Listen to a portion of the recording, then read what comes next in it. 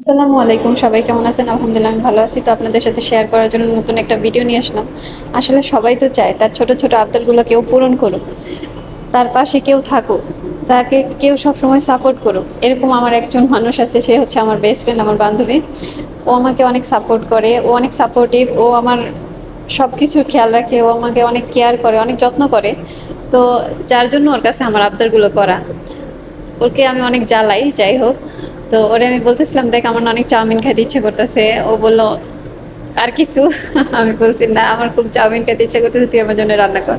তো আমার জন্য তখনই রান্না শুরু করে দিছে। এই যে দেখেন আমার আপাই রান্না করতেছে। তো ওর হাতে রান্না আমার খাইতে অনেক ভালো লাগে।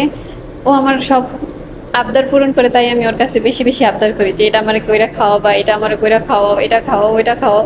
মানে ওর কাছে আমার যত সব বায়না, যত সব আবদার, ও আমার সকল আবদার কোনো ধরনের অভিযোগ ছাড়াই পূরণ করে দেয়। এই জন্যই তো আমি ওরা এত ভালোবাসি।